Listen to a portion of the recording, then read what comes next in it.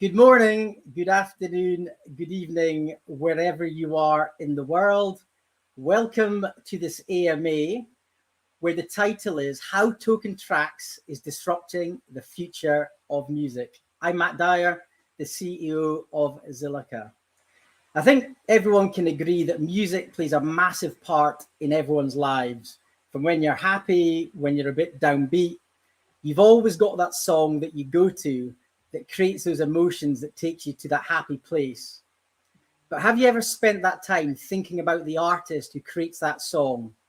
It's all right for the mega stars who've got loads of followings. And if you look at Spotify, for example, I think on the Spotify platform, of the 8 million artists on that platform, only 0.2% of the artists earn over $50,000 or more, which I think we'll all agree is a really small subset in terms of people earning money and making a living out of the passion that they have. So that's why I'm really excited to have Tim on this AMA. Tim works for TokenTraxx, and they are, I wouldn't say disrupting, but they're revolutionizing and contributing to the creator economy. And I'm really excited to hear what Tim has to say today. Mr. Tim Gentry, how the devil are you? Hey Matt, great to see you, my friend. It's great to see you. It's great to see you got those building blocks behind you, and that's why we like people building on Zilliqa. It's all about the building. It is all about yeah. So for everyone watching today or going to be playing back this video, can you let everyone know who you are and give a little bit about the background of yourself? Yeah, sure. So my name's Tim Gentry. I'm privileged to be the CEO of TokenTraxx, which we'll tell you a bit more about today.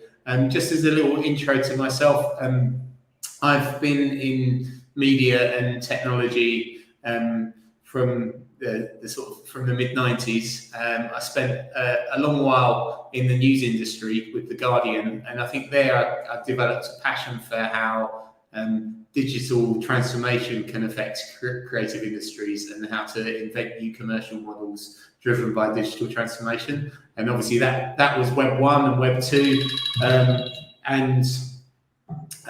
excuse my phone. That was Web 1 and Web 2, and now it's really exciting to be doing that. Have I gone? No, I was saying, was that Elton John putting in a call? Or?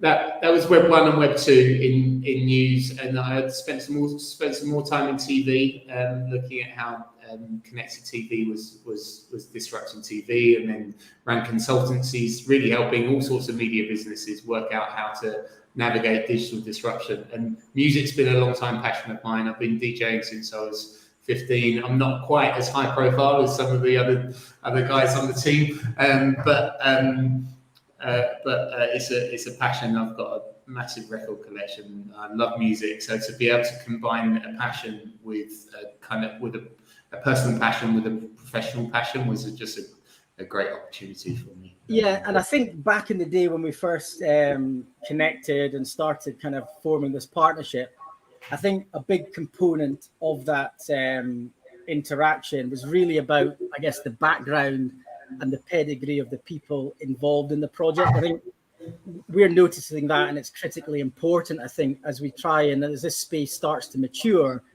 that it's critical that people understand a specific domain rather than coming at it from a blockchain-centric perspective. I guess you understand the problem statement.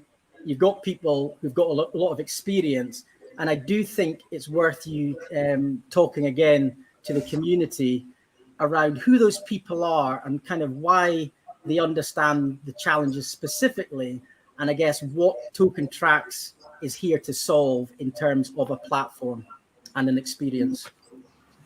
Yeah, sure. So I think, just to introduce my colleagues, first of all, my co-founders, privileged to work with an amazing group of people. And I think, the more that our Web3 transformation all sorts of sectors rolls on. I think having people with really established credibility and expertise, it becomes more and more important. I think that only gets more important in the wake of recent months, actually, that we're building businesses here, and it's important to have people that can execute and know what they're doing when it comes to building businesses, and also people that have subject matter expertise, that understand the communities that they're trying to solve problems for. So we've got a great combination of skill sets across the founding team. We've got 2 people from the music industry, who are Tommy Danvers, who's multi-platinum award-winning producer. He's worked with all sorts of people from Kanye to Kylie, big long list of amazing names that he's worked with, in all sorts of capacities as musician, producer, and DJ. And so he understands the music industry sort of end to end, and he can put himself in anyone's shoes, really. Whatever part of the music industry they're coming from, he's able to connect with them, empathize with them, and he is just a creative genius as well. He's the guy that you go to with one good idea, and he comes back to you with 100 more. And if I remember correctly, he was the DJ getting most people up dancing at the Metapolis event in Miami earlier on this year, if I remember correctly. He did, yeah. He did an amazing job at that. So yeah, Tommy was one of the original resident DJs at the legendary nightclub Ministry of Sound, and so yeah, and those skills are still very much in play. And then also from the music side, we have Miles Leonard. Miles was the ex-chair of Warner Music, also at Parlophone. He created the careers of many big-name artists. The list is very extensive, from Dua Lipa to Kylie and many more. But I think it was the quote that stands out for me about Miles is that Phil Harvey, who's the manager of Coldplay, once said that when in 2024 robots end up replacing humans throughout the music industry, the designers will probably base the prototype on Miles Leonard, because he is basically the don of getting on with artists. And then we've got two colleagues from a crypto background. Brian Elders, who is also co-founder of a digital asset business called Soars, a custodian called Fortuna, and a capital business, Black Manta. And Brian's background's in banking, but he's very much the crypto native. And then as is Paul Taylor, who was one of the original founders with Tommy. Paul's the guy that Tommy called and said, "Why haven't you told me about NFTs?" When he started to think about what Web3 could do for music. And Paul's got a great entrepreneurial background in terms of having done all sorts of work in renewable energies in Africa, having sort of worked in crypto from 2017. And he's also the reason I'm here, because Paul and I worked together way back at The Guardian, and so I've known each other a long while, and he gave me a call when the team was forming last year. All right. So I think for everyone it's clear, we've got a solid team from the music domain. We've got a really solid team also from the crypto domain, which is obviously massively important to understand what community is, how you build liquidity and all that good stuff that comes from the crypto background. But then obviously from a real use case, you've obviously got that music expertise, which I think is critical. So just for the audience, in terms of trying to orientate around what TT's ambition is, could you maybe just at a high level kind of explain to everyone what you're kind of striving to achieve? Yeah, what we're striving to achieve is to be the Web3 infrastructure for music. In the same way, really, that Google is the Web2 infrastructure for so many content industries right now. And we're aiming to be on that scale of importance as an underlying layer that makes everything happen within the music industry, as Web3 completely transforms the way it works. And the way that we believe Web3 will transform music is that it will create far greater direct connections between artists and their fans. So that will change the way that revenue is distributed in the industry. And the second thing that we believe Web3 will do within the music industry is to completely simplify what is a highly, highly complex distribution of rights and royalties. If you think that every song probably has about 3 different commercial streams attached to it, and then it might have up to 10 people sharing in each one of those streams. And then that all has to get shared out depending on whether the song's being played as backing music to our AMA or used in a TV ad or a film, or just being listened to on Spotify. So it's a hugely, hugely complex set of revenue distribution rules, which smart contracts are just perfect to change. Okay. So I guess from the audience perspective, they've obviously heard the use case. I guess some of the naysayers may say that there's quite a lot of projects in the space looking to kind of target it from an NFT perspective.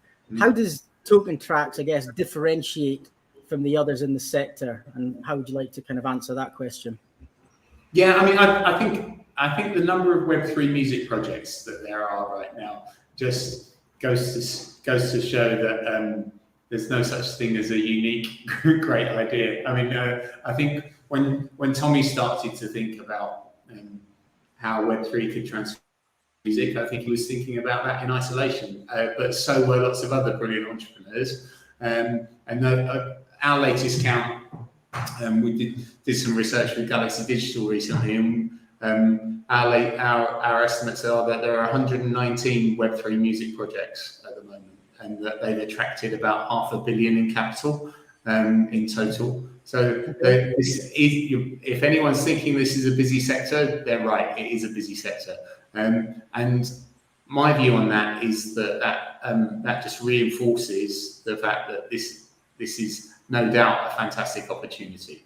And the reason I think that is because music industry is so strange in having 2 combined forces happening at the moment. One is absolutely ripe for disruption and change for the reasons that you've described earlier about those Spotify stats and the complexity of revenue distribution. Second thing is that it's really high growth as well. So total music revenues this year forecast to be up 22% by Goldman Sachs to 81 billion, and then forecast to grow even further to 151 billion by 2030. So high growth industry with loads of problems to solve. That's great fun. No wonder there's a lot of projects working in it, right? Yeah, and I think that's an important thing. I think you want to be in a sector where people are building things, because it shows that there is appetite and you feel that it's going to be a success there. And I think, as you said, there's probably not going to be just one winner. So the more credible platforms and projects out there, I think the better for everyone. Yeah, Matt, we don't kid ourselves either, though, that whilst there will be more than one winner in this, there won't be 119. This is definitely a race to differentiate, to do things differently, and to execute better than others. And the way that TokenTraxx sort of sees itself as in a space of our own is to be focused on providing basically the tools, the technology tools, and the know-how for music communities to build their Web3 businesses. So yes, we have an NFT marketplace, but that's not what we do in isolation. We have advisory services. We provide the technology that underpins the marketplace for music communities to use in their environments. And we believe that brings speed of scale. So one of our proof of concept partners on that white label deployment has an audience that's 10 times bigger than OpenSea. Can get really fast. Not yet. Let's do another one next month. Hopefully I can name them then. But they are so cool as well. They're such an amazing music community. I'm really looking forward to being able to say who they are. and so there's that aspect which creates real scale, and then there's also the network effect of just having the same technology layer supporting all sorts of music communities means that being a member in one community can also give you benefits in being a member in another. Just in the same way that being a member with British Airways can give you benefits when you're flying American Airlines.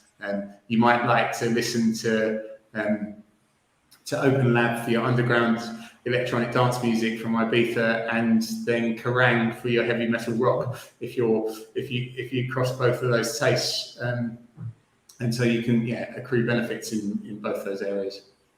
I thought you were going to go down the Brexit route there, Tim, but I'm glad you didn't use that analogy. So I think we've both touched on the Spotify position as well. Obviously, they are I guess you could argue, one of the market leaders in the space in terms of having artists, having that kind of growth. How do you, I guess, position yourself or compete against the likes of Spotify, which I'm sure is a question a lot of the people are kind of wanting answered on the bridge today? Yeah, sure. I mean, I think it's one of those obvious things, isn't it? Or okay, Spotify are the leader in Web2 music without a doubt, right? They've completely transformed the way that music works. I remember meeting Daniel Ek way early in the journey when Spotify was something that no one had ever heard of, and kudos to him for building an amazing business. What we don't see TokenTraxx is really in competition with Spotify whatsoever. Streaming services are absolutely brilliant places to discover and listen to music, and they don't need a huge amount of change. What they're not, though, is a place for artists to build engagement with their community or monetize that relationship. So if you're an artist streaming on Spotify, you might know that you've got 304,692 monthly listeners, but you don't know who they are. You don't have any opportunity to build a relationship with them, and you don't have any opportunity to transact with them. And so what we're building is new ways for artists to transact, and also listeners can't collect anything. Real fans love to collect memorabilia from their artists, that's as true today when it's mainly driven by live events and merchandise as it was when I was spending ridiculous amounts of money on vinyl, which I still do. I had to walk away from a record store at Broadway Market at the weekend because I got halfway through the first crate and I'd already spent everything I had. A lot of money. But hopefully you're still buying NFTs as well. Of course. So I guess the question that everyone's wanting to understand, and I guess for the Zilliqa community, or potentially people you've brought from other communities to Zilliqa, could you maybe just articulate to the audience why you've chosen to build also on Zilliqa? It'd be good to understand the motives there. Yeah, I mean, so we've been a big fan of Zilliqa from the founding stages of TokenTraxx, and the reasons for that are, I think, threefold. One, I'm just going to say something nice to you. The people at Zilliqa are great people to do business with, and that matters. Two, the strategy. There's a sort of long-term strategic alignment around building bigger, better creative industries. Obviously, we're focused on music, but Zil have quite a lot of interesting work going on around the gaming ecosystem, for example, or via some of their other sister companies like Metapolis into luxury and fashion. And then last but by no means least, of course, the technology. There are sort of three things that are important in delivering great tech for music.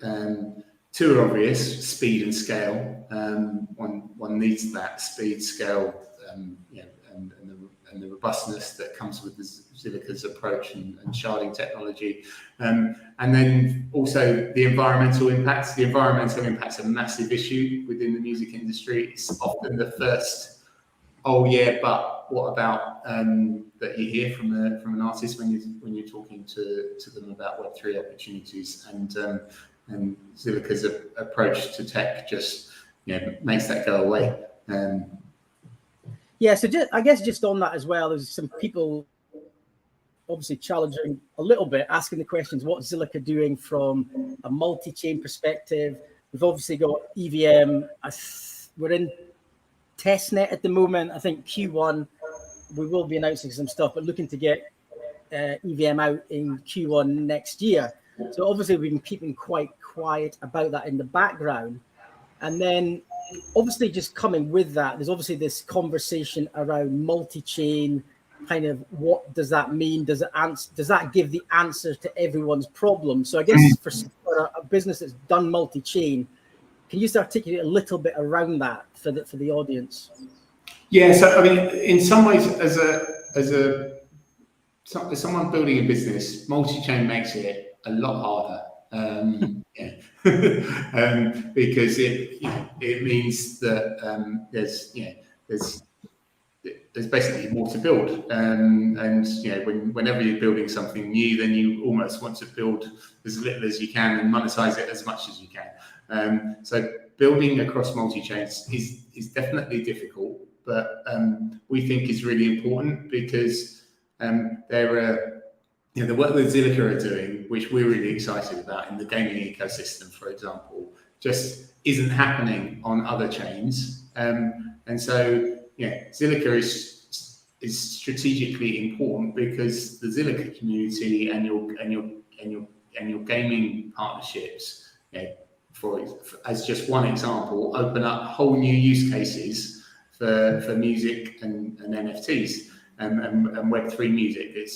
So there's a bunch of commercial opportunity. It's almost like each chain is a part of the world, and you want to be doing business with the whole world. And so that's why multi-chain is important to us, because different chains have different strengths, and we don't want to if we want to be the Web3 infrastructure for music, we can't just operate in one space. We have to bring them all together. Yeah, and I think that's important because obviously EVM, from our perspective, I guess building our lending and borrowing applications we've got in the background as well. And then when you start to think about when you actually have tokens, you're earning kind of rewards.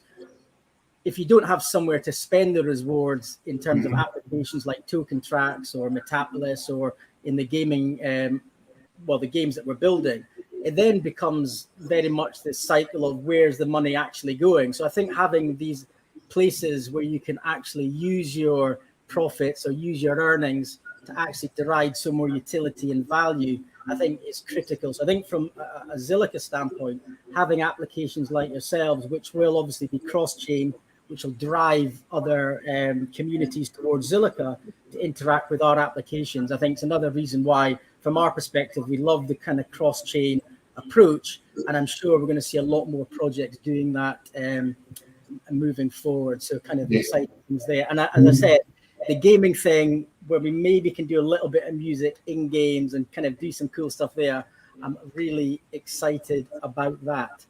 Yeah, likewise. Yeah, I mean, I think whilst we're on this as well, I do want to sort of thank you and the tech team for all the work that's gone on to create EVM compatibility, because I think that's been the key that has really unlocked the TokenTraxx Zilliqa roadmap, which I think there's a blog post out about, so we can, if anyone's interested in that in detail, then do look up the blog post that we did an interview together with on that. And I think second part is that what we're doing today is sort of making sure that that it's well understood that the roadmap is not just another announcement, which we're all too easy to make in crypto, but actually that it's got credibility and it's real. So the Traxx token, our native token, which underpins all of this, the token of utility and exchange within our ecosystem, is now bridged to Zilliqa. It's available on the XCAD DEX, and the reason we're doing that is because we want to demonstrate to your community that all the announcements we're making are things that we're working on with you, and today's just the first step. And so our engineers have been working on your EVM testnet, for example.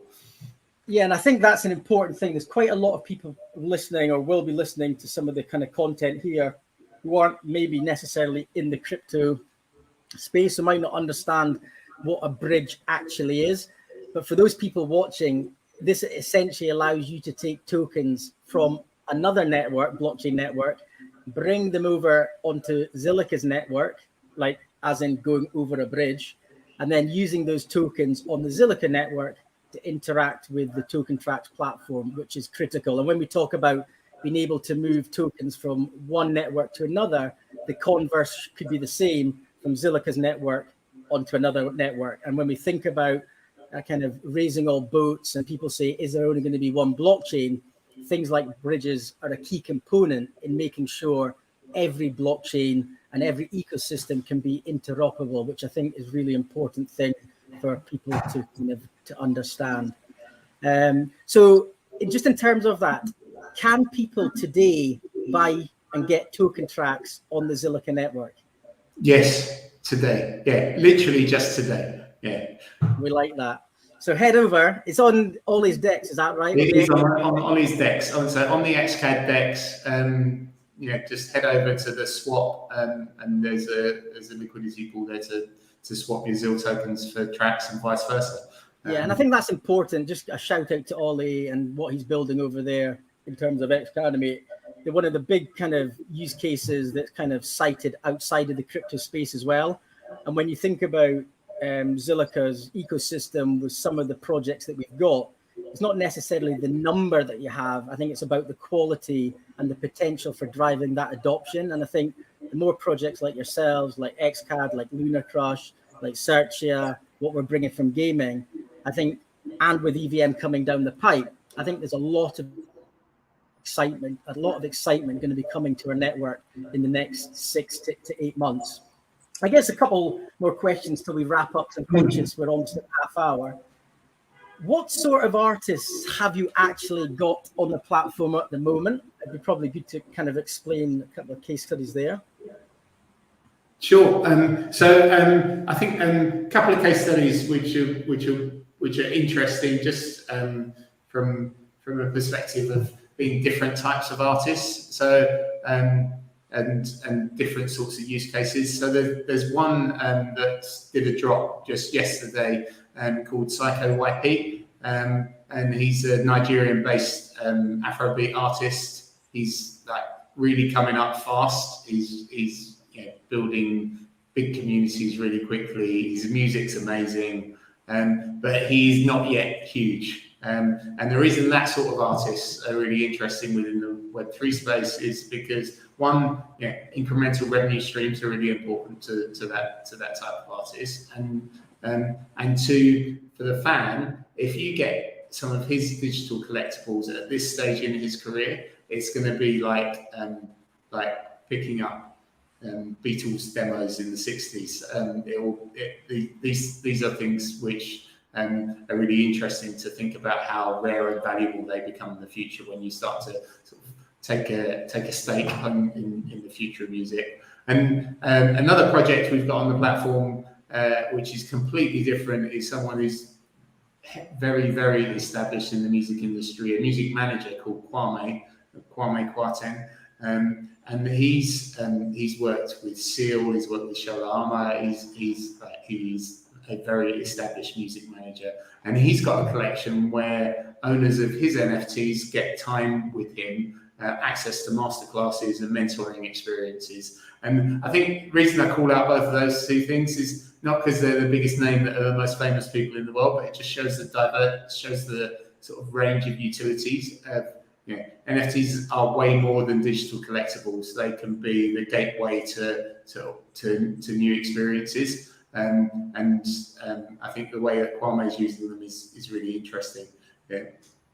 Yeah, I think that's important to understand that it is the experiences, what it brings. And that's why I think you're giving a bit of alpha away there. I know it's not financial advice, but I think for upcoming artists, your platform is somewhere that people can obviously make some sound moves in terms of what they collect.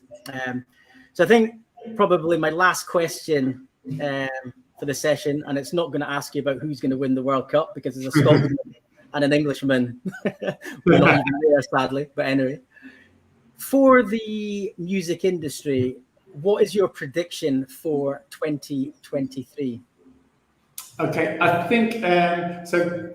Just one simple prediction is that there will be a number one album that has a music NFT as one of its formats. So so that's the simple, a number one album in the UK with music NFTs included. I like that ambition, and hopefully that artist is on TokenTraxx. Yeah, well, we're working hard at it. There are so many artist conversations that and music community announcements that we are not choosing to share just at this moment. But there's a lot which will be coming out over coming weeks and months, and that's why now is the right time to make sure that the connections we've got with the Zilliqa community are as strong as ever. So thanks everyone for listening. Thanks for having me. Yeah, no, I think just on that as well, I think we've got some ideas around some giveaways over the next couple of months that are actually meaningful. So I think if you just kind of keep an eye on the socials in terms of what we're both doing together, and then take part in what we're going to kind of come up with, which is probably a link to and maybe gaming and some other things in between. So keep an eye on that. And as Tim says, thanks everyone for tuning in for this session, wherever you are in the world. As always, it's really appreciated. And thank you. Thank you. Goodbye. Yeah. See you guys.